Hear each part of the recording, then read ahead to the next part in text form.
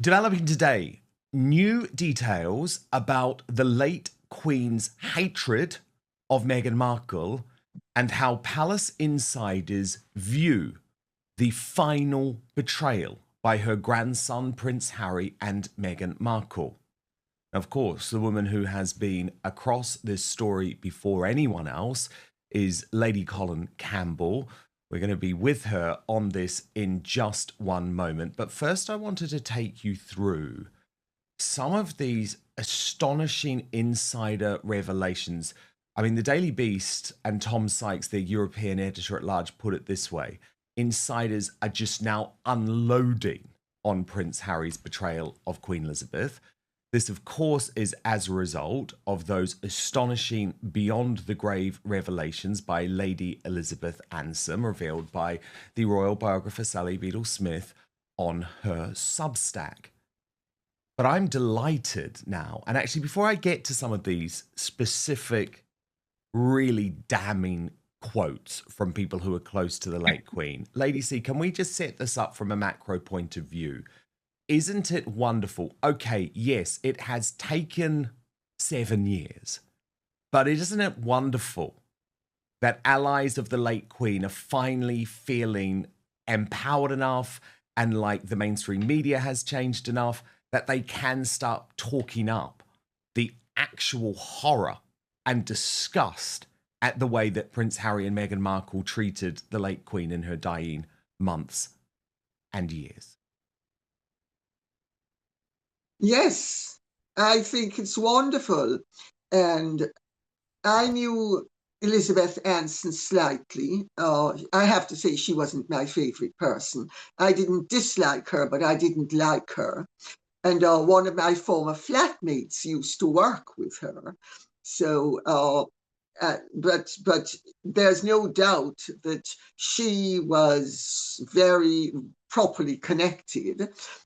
She was the Queen's first cousin once removed. She wasn't the Queen's first cousin, as the media keep on saying. That was her mother, Anne Boleyn, who became Princess George of Denmark and was known as Princess Anne of Denmark.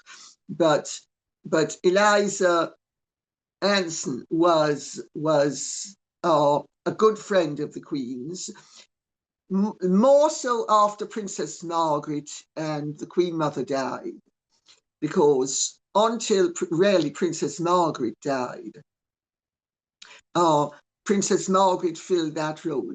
But her brother's wife, who was the Duke of Westminster's sister, was also a lady in waiting of Princess Margaret. So it was all very cozy and well connected. And she certainly knew what was going on.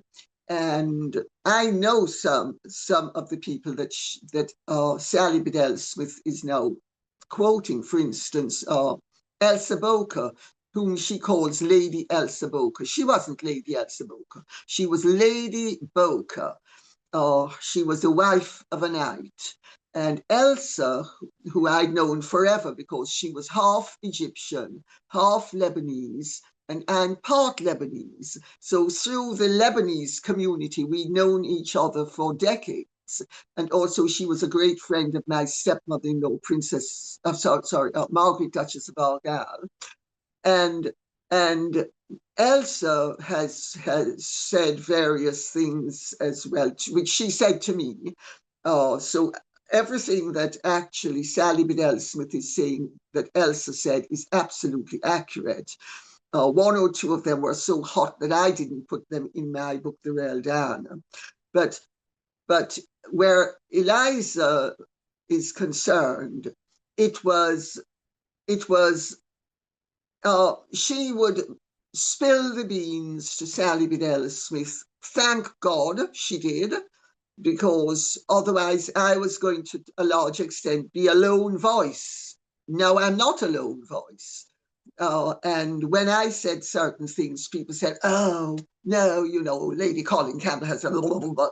And everything I always have said actually always turns out to be true. But that doesn't stop the mainstream media from trying to denigrate what I say. But now that Sally Bedell Smith is saying it through another source, who is a cousin of the late Queen and a friend of the late Queen.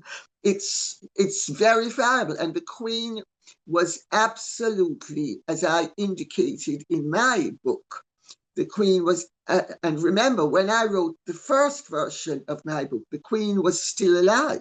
And I made it absolutely clear that the Queen was outraged. I had to clean up certain things to protect the identities of people. For instance, I mentioned the Queen driving someone on the Windsor estate in the Christmas, in the run up to the Christmas season, in the run up to Brexit. And the Queen was vitriolic about Meghan.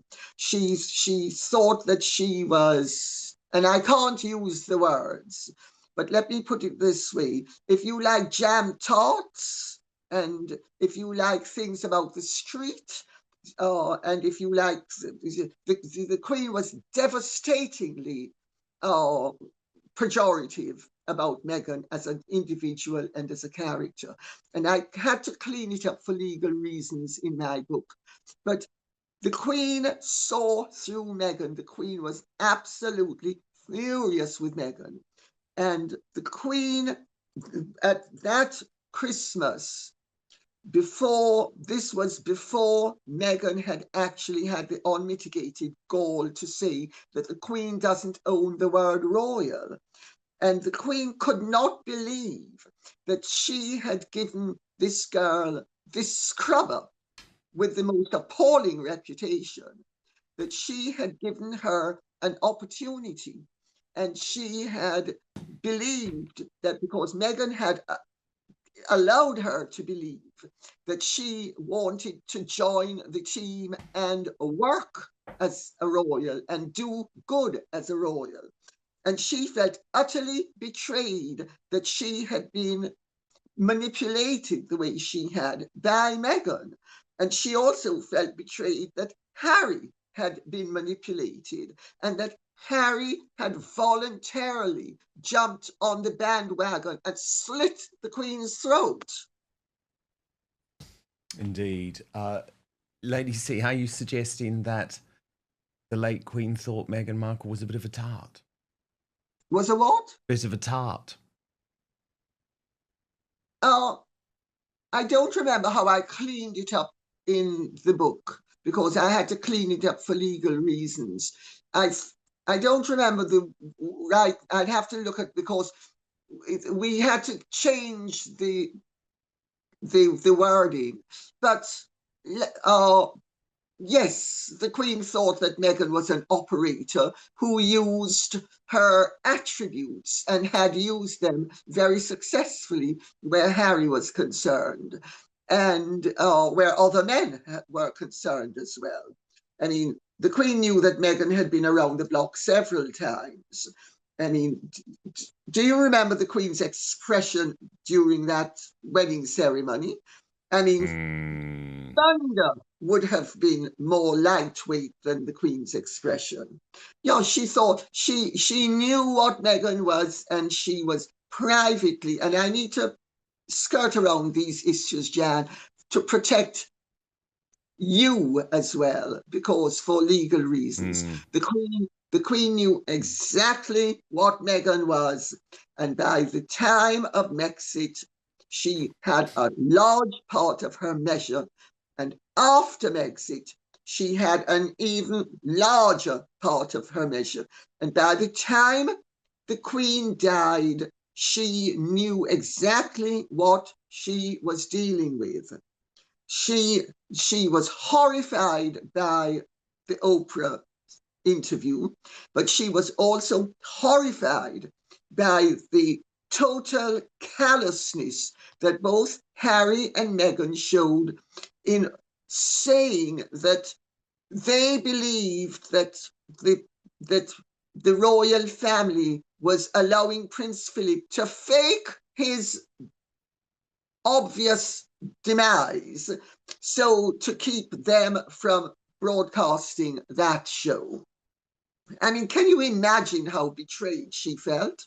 I mean, this was a grandson that she had loved and done, And by the way, also, one of the things she also objected to, I understand, is the lies that Harry and Meghan were broadcasting through their agents, that they had unlimited and perpetual access to her, and that they would be Yes. phoning her up and zooming her and the children and all the rest. It's all of that was absolutely, according to people the Queen told, totally untrue. They were simply abusing their relationship with her, and she knew it.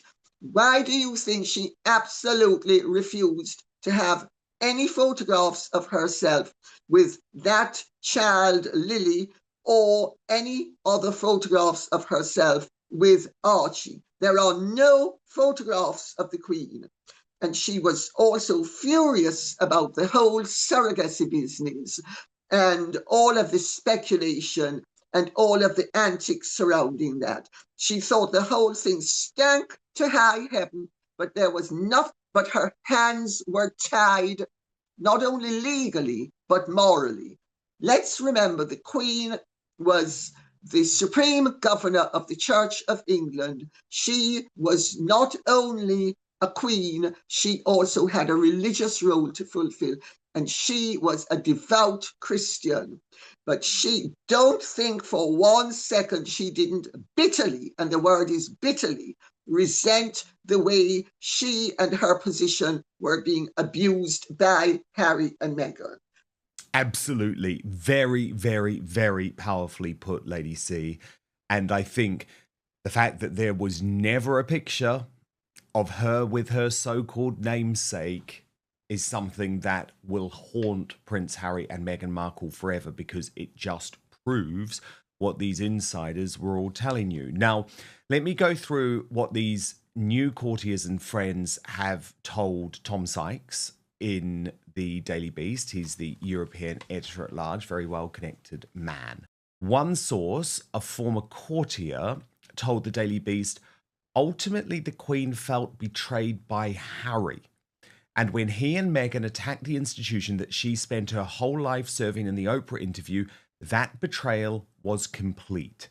It was absolutely shocking to those of us that knew him that he would do that, not least because her husband was on his deathbed.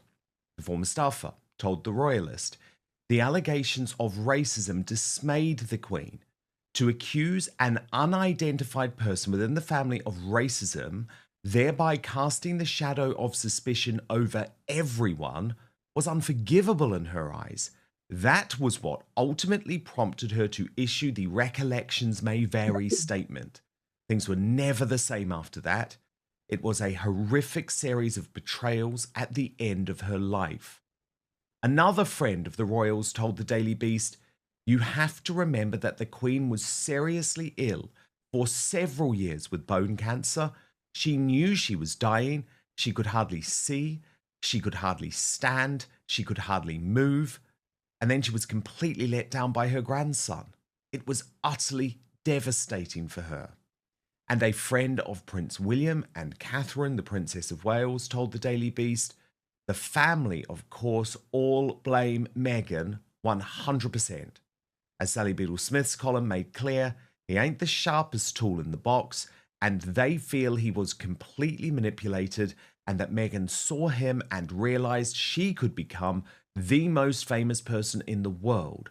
Then the reality of what their boring royal life would be like sunk in, and she decided to ruthlessly milk it for all it was worth. That is their view. The friend of William and Catherine added, the family think it is a rerun of what happened with Wallis Simpson, and the only solution is to follow the same playbook. Exile worked before, and it will work again. So, Lady C, lots of fascinating things to pick up on there, but the first thing I just want to ask you about is this friend of the late Queen. And I think it was stark the way that they describe exactly how difficult it was for the late Queen in her dying days. Now, of course, we knew how much she was suffering at the time. We all wanted to respect the fact that she didn't want the public to know just how bad her cancer was, just how bad her eyesight was, just how bad her walking was. You know, she didn't want people to see her that way. But the fact that Friends of the Royals are now coming out and saying that was her reality paints a very, very stark picture of just how revolting what Prince Harry and Meghan Markle were putting her through really was. Yes, well, Dan, I'm sure you know that Tom Sykes is a friend of mine. Yes, His very, father very used to connected spend guy, isn't he?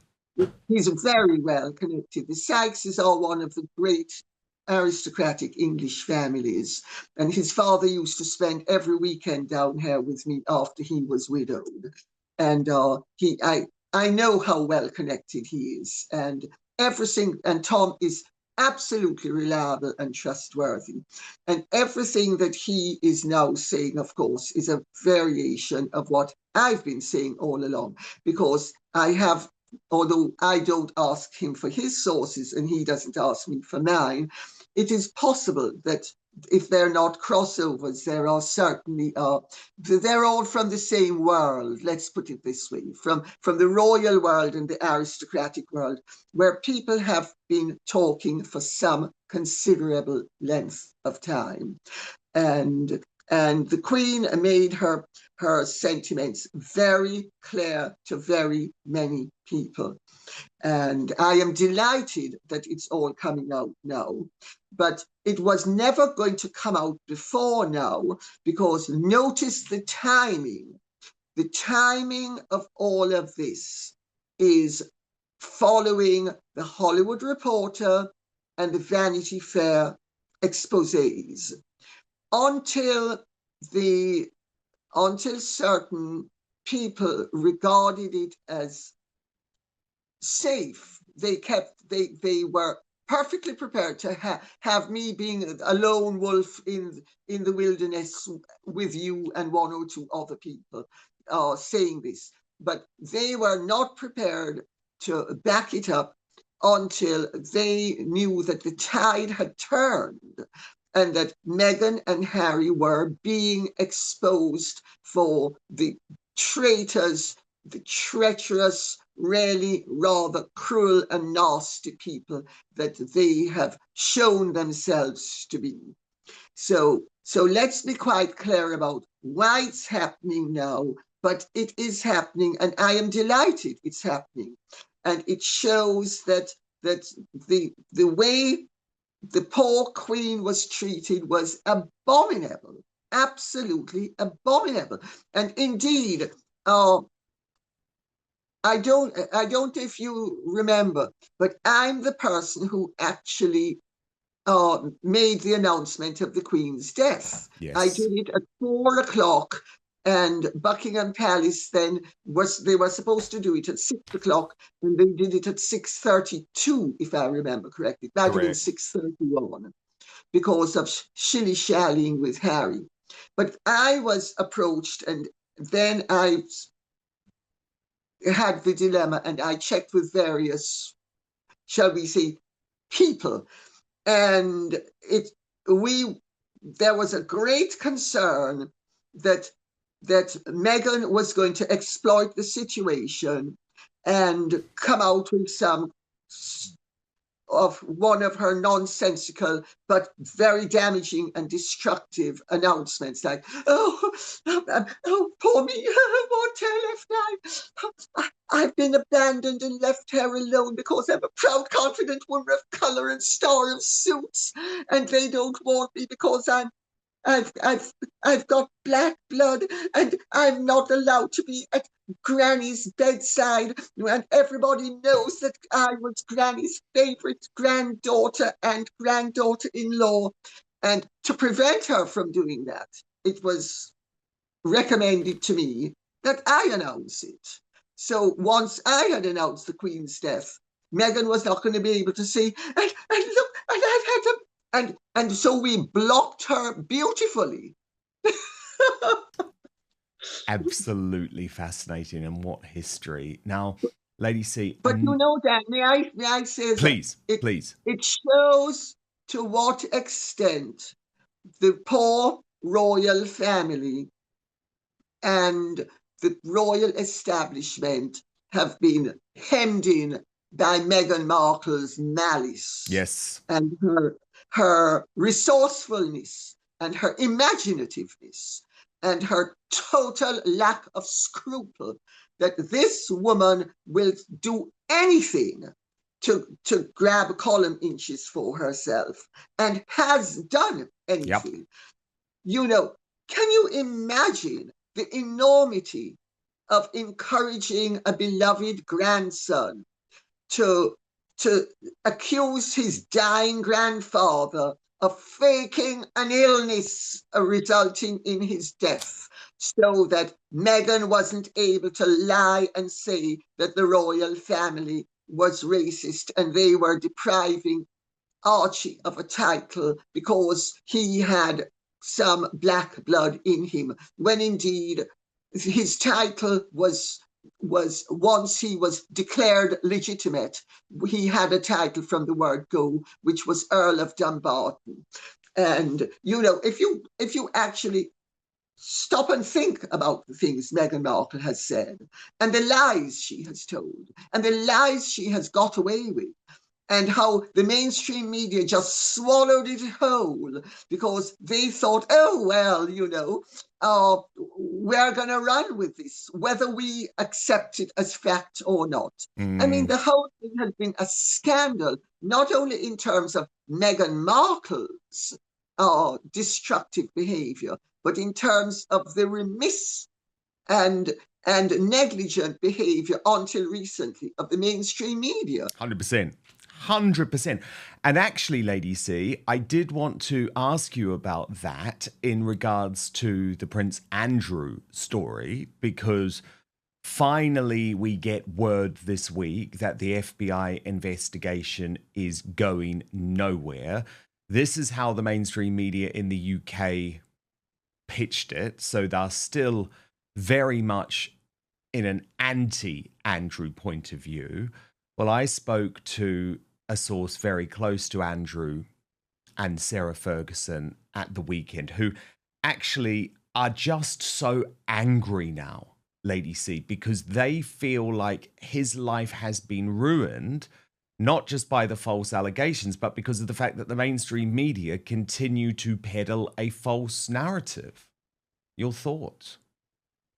Oh, I couldn't agree more. And I think I know who you were speaking to, but I'm not going to mention the name. But Thank you. yeah, but the fact of the matter is, the way the mainstream media have dealt with the Andrew business is a total disgrace, and they know it's a disgrace, and their misconduct is totally unjustifiable. You know,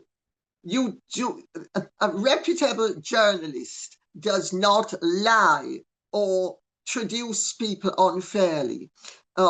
And they have gone with the fairy on the top of the Christmas tree and everybody else needs to be traduced. And Andrew is their whipping boy. And the whole thing is totally unfair. And it's incumbent on the mainstream media to actually be fair where he's concerned. The late Queen was absolutely distraught at the way Andrew was being treated, and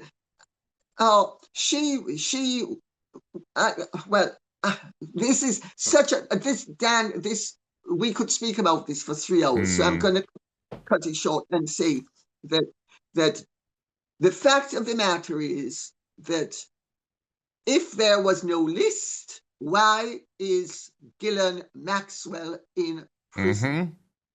Yeah, right? A British woman is the only criminal connected to Epstein, Lady C. Yeah. The only two people who have suffered any consequences have been Andrew and Ghislaine Maxwell. Now, I don't think I know Ghislaine Maxwell. I say that because her mother used to live upstairs from me when we all lived in the Lochmoor house. And I used to see her, her mother, who was a lovely woman, at Hetty Simpson's parties with various of the children. The truth is, I don't remember which ones I met and which ones I didn't. But I know many people who know Gillan very well. And Gillan Maxwell has no business being in prison. She is a scapegoat, and she has been scapegoated. And Virginia Giuffre was a prostitute who got a lot of money, and saying that she was trafficked. Excuse me, her father used to drop her to the airport for her to catch a plane to come to England, and or link up with Jeffrey Epstein. Where is the responsibility? I mean, she was 17 years old when she met Epstein. She wasn't underage. She was 17 years old. And the way the British press have carried on about this is an absolute outrage. And I just am so appalled that poor Prince Andrew, who incidentally, I've met him. I don't really know him. I've met him a few times. I wouldn't even say I particularly like him. I don't dislike him either, but I don't like him. So I'm not defending him because I like him. We're not friends. Sarah I used to like rather more than I do now. Let's put it that way. But again, I have nothing against either of them. And Sarah, I think, has made regrettable errors of judgment and taste over the years. But she is good-hearted, so let's cut her some slack there. But Andrew has not made any of those errors. I mean, the fact that he has loyally stood by a bit of a disaster of an ex-wife should be commendable. It shouldn't be something for him to be traduced with. And the fact that he has a bit of an abrasive manner, that doesn't denigrate all the good that he did. And I hate bullies ganging up against anybody. You know, when I was growing up, I was bullied relentlessly. And I hate seeing people ganging up and bullying someone. And why is Andrew being bullied like this? Because the mainstream media think it sells papers and it gets them money. That's why they're doing it. They are totally disgraceful. The phrase "stank to high heaven" is not the language of diplomacy. It's not palace PR spin. It's not carefully worded royal correspondence. That is the raw, unfiltered fury of a 96-year-old woman who had seen everything. 2 world wars, the fall of empire, 11 prime ministers, and was still disgusted enough to say that about her own grandson's wife. Let that sink in. Now, Lady Colin Campbell doesn't throw accusations around casually. Love her or loathe her, and plenty of people do both. She has spent decades embedded in the circles that surround the British royal family. She's not a tabloid reporter fishing for clicks. When she says the late Queen was furious, and when she attaches specific language like that to a specific allegation, a surrogacy scandal, that is not gossip. That is a source speaking with conviction. And here's what the mainstream media won't tell you. The surrogacy question has never truly gone away. It has been raised, buried, raised again, and every time it resurfaces, the palace stays conspicuously silent. Not a denial, not a legal threat. Silence. And in royal circles, silence is its own kind of answer. Let's be clear about what we're really talking about here. This isn't just a debate about how Archie or Lilibet came into the world. That, on its own, would be a private matter. End of discussion. The real issue, the reason the Queen allegedly used language that strong, is the question of deception. If the claims Lady C is referencing are accurate, then the late Queen wasn't just upset about a biological technicality. She was furious because she may have been lied to. And the Queen, who dedicated her entire life to duty, service, and above all, institutional integrity, would have viewed deliberate deception of the crown as something far beyond a personal offense. It would have been, in her eyes, an attack on the monarchy itself. Think about what that means. Meghan didn't just have conflict with her in-laws. According to this narrative, she allegedly looked the most respected woman in Britain directly in the face, a woman who shook hands with Churchill and was not truthful. That's the magnitude of what Lady C is suggesting. And Prince Harry? Where does he sit in all of this? Either he knew and said nothing, making him complicit, or he didn't know and was himself deceived by his own wife. Neither option is flattering. One makes him a liar. The other makes him a fool. The British public is quietly being asked to choose which one they believe, and that verdict, once made, doesn't reverse. Here's my take, and I'm not sugarcoating it. Meghan Markle has operated from day one as if the rules of the institution she married into simply did not apply to her.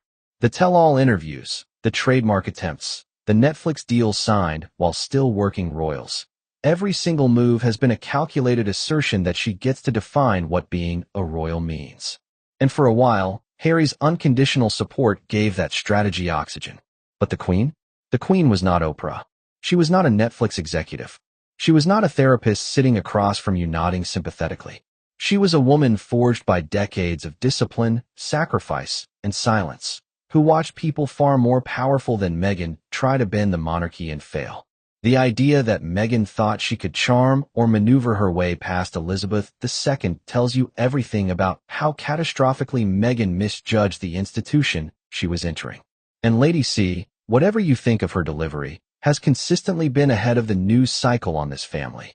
When others were still celebrating the fairy tale wedding, Lady C was sounding alarms. History has vindicated more of her claims than the press is willing to admit. But here's the question nobody is asking loudly enough, and I want you to think about this carefully. If the late Queen knew what Lady C is claiming she knew, who else in that palace knew? Because the Queen didn't operate in isolation. She had advisors, private secretaries, courtiers who briefed her daily. If this information reached Her Majesty, it didn't arrive by accident. Someone brought it to her. Someone investigated. Someone built a file. And if that file exists, it still exists. King Charles now sits on that throne. He knows everything his mother knew, and probably more. So the real question isn't why the Queen was furious. The real question is, what is Charles waiting for? Drop your answer in the comments. Because I think the clock on this story is running out. And when it finally breaks wide open, it's going to change everything we thought we knew about why Harry and Meghan really